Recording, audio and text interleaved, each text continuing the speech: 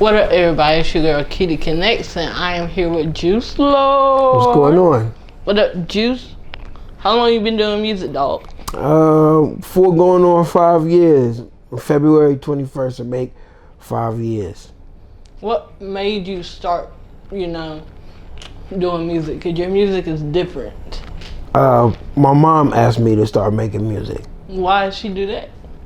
On November 30th, 2015, I got into a real bad car crash. I almost died. But all I came out was like a little scratch on my hand. And my mom was like, yo, you meant for something else. Like well, I said it. And then my mom was like, yeah, you meant for something else. Because this is the second time I almost died in a car-related accident. I got hit by a car in high school. But my mom was like, yo, you destined for something else. You destined to do more. And you always been an artist because I danced in college. And before college, I went to art school and I drew there and I was nice as fuck. It's still art. My art's still hanging up in the school now. And she just didn't like the fact that I wasn't an artist no more. That I had like started doing that full-time job, working shit. So, yeah. After that car crash, she told me that she wanted me to do that. She's like, yo, I want you to do something with art again. And shit, I had did everything else. I said, fuck it, why not try rapping? Your music is mosh pit music. Like, describe what that means for the people that don't know what it means. So a mosh pit is a place where people pretty much jump into each other and push each other and all of that. But nobody's angry at each other. Like nobody, it's like a happy place, like it's like I'm mad about shit, but we mad together, let's bump into each other. Let's it's like a way of it's a healthy way of getting out your aggressions. People leave their sins in the pit. So that's what a mosh pit is, and my music, fuels that shit. It definitely does. I went to your listening party for Moshpit Messiah, and that's as lit as I've ever been, like my whole life. And I enjoyed it, and I enjoy your music because it's very hype, but the message is on a whole nother lane, and people don't peep that. Even I didn't peep it. I've been like literally seeing you perform since my first Carolina Wave concert. And I've never paid attention to any of your lyrics until the night that me and you had a conversation in Skewers. And then you was performing, and I'm sitting there listening. I said, hold up, he's actually talking about something. And since then I was like, he's special. He's special. That's why I'm honored to do this interview. That makes me feel good. This is a genuine smile. I like that. So, your first album, you have it's Skulls, right? Skull? Yeah, Skull, yep. You got 2 different versions of it. What made you come up with the 2 different versions? My first album, I was set out to prove a point. I just wanted to show people that I was good and I could do a bunch of different, I could do this kind of rap, I could go on this kind of beat, I could all this kind of stuff. It was so much. So I separated it into a light side that represented days I won't forget. So that's the lighter, more airy and thought-provoking things. And then the black side was nights I can't remember. And so, days I won't forget, that's things memorable things happen. But a night you can't remember, that's just being fucked up. You know what I'm saying? That's just damn, yo. But that's usually a good night. You know what I'm saying? A night you can't remember is usually a good night.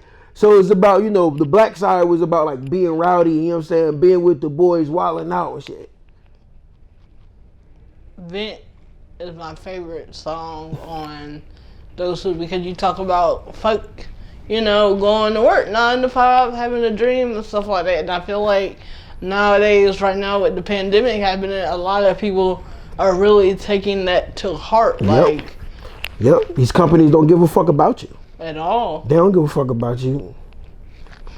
Work a 9 to 5 your whole life and still, when you retire, have to struggle to pay your bills. Exactly. Or work a 9 to 5 your whole life, and while you're working, you struggling. You giving people 40, 60, 70 hours of your life a week for them to spit on you and you don't do as good as they want you to do. Right. Nah.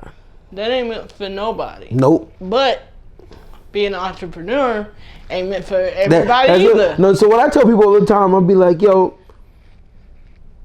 it's nobody in a position of power that's supposed to be working at McDonald's. But there are people who work at McDonald's who's supposed to be in a position of power. Very true. Because even if we talk about that whack ass nigga Donald Trump, yeah, he good at something. You know what I'm saying? He just not good at being a good person or the president. He's a good businessman. Yeah, that nigga can make money though. You feel me? So he belongs in a position of power, just not as the president or pretty much anything in charge of people. He just need to be in a position of power, making himself money. Making himself money. Yeah, stay away from everybody else though, nigga. We don't fuck with you. You see what's going on now. That nigga hot, boy. That nigga is hot right now. This shit crazy. I love that shit. Anyways, back to Moshpit Messiah. How long did it take you to put it together? 2 years. 2 years. 2 years. 2 years. Not 2 years of like consistently thinking about it. I don't believe in rushing my my art process. So, after I did Skull, I sat back and I decided like, all right, cool. Well, since people like that, I will take rap completely seriously. And Moshpit Messiah was the first project that I put money into and invested in and things of that nature. So it took me 2 years to write it because I was learning how to make better music. Yeah, I can definitely see the difference between Skull and Moshpit Messiah. Moshpit Messiah is all around bop. Like, everything that I can just hit shuffle and I'm good, And that's what I like about you as far as an artist. You make sure that you perfect it so your audience can just hit shuffle and not be like, not this one, yeah. Right, and that's what a lot of artists have to perfect. I was gonna scrap Moshpit Messiah, and then I played it for Jovi, and Jovi was like, yo, I heard it for the first time, and he was like, yo, this whole project sounds like singles from another project. Like, he's like, yo, they all sound like the best song on another one of your albums. Facts. And I'm just like, well, shit, I gotta keep this motherfucker in. You know what I'm saying? Facts. But I was about to get rid of it because I already wrote 2.5 more projects, and I feel like the 2 I wrote after that is better than Moshpit Messiah. Well, I can't wait to hear those. My favorite songs off of those, I have a lot, but I'm gonna narrow it down to 4. That is 13, 12. I love that one. Karen, Foul Play, and Mukbang. Now, Mukbang, you've been performing that for a little minute. So, I was looking for it for a long time. I was like, what the fuck is that, man? He be performing it, but I can never hear it. I be needing it after the performance. Then, at the listening party, when you perform it, I was like, hold up. No, he did not put Mukbang means so much to me on a whole nother level. Only because of the fact that, we work hard and people don't want to know your work. Yeah, they don't. And it's like, nigga, I gotta eat too, the fuck? and the less you feed me, the more I'm gonna take when I get my chance. Like, you gonna pay what you owe, motherfucker. You know what I'm saying?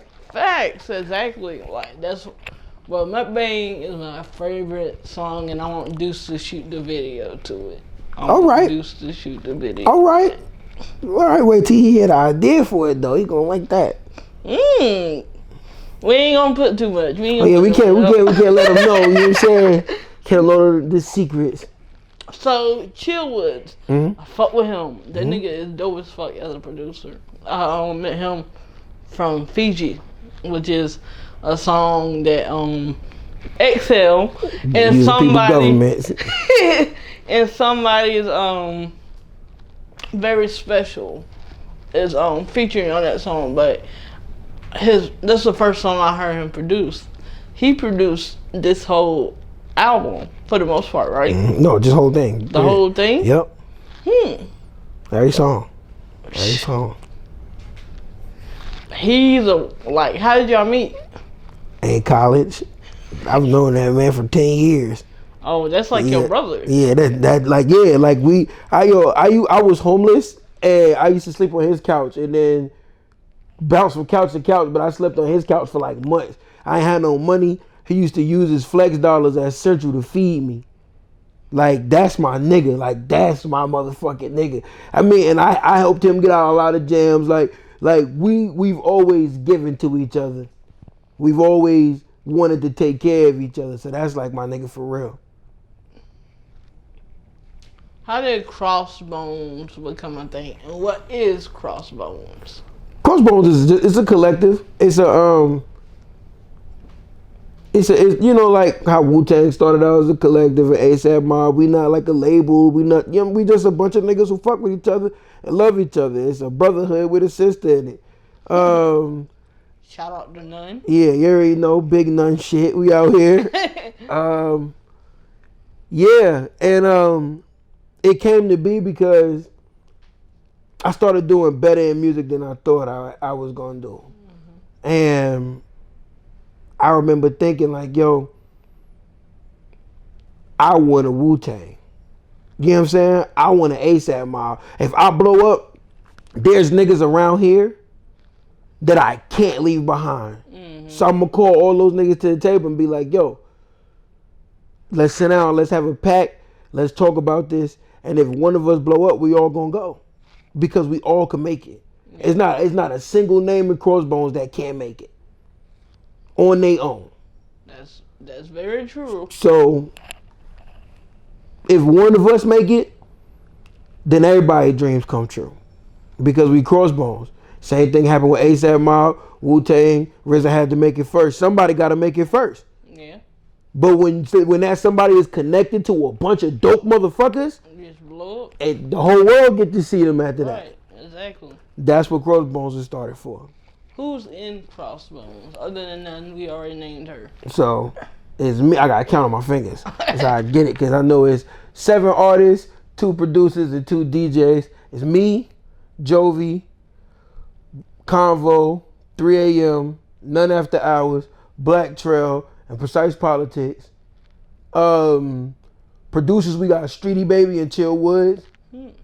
And DJs, we got Kid from the Hill and my DJ I Am Mike. And then we got my homie Nico, he worked behind the scenes. And we about to put on some photographers too. So you got you just ready to blow up. You just waiting. You literally just waiting. I like that. You got a plan in place. So Halloween, was it last year or 2018? I'm pretty sure it was 2018. Might have been 19. Deuce gave you an Uber ride. Do you remember that? Oh shit! Cause his thing was on the door. You remember that now? Yeah, man. Ain't it crazy how life just come together? Cause we talked about music. Really? I was taking you to a merge. You know, it was a merge. Yep. And I was like, yep. You just That's fire.